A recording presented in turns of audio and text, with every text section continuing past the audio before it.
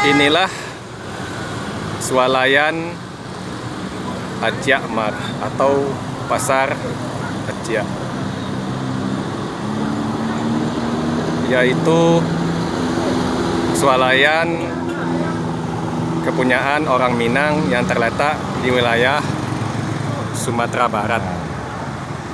Di Padang sendiri ada di Lubuk Minturun,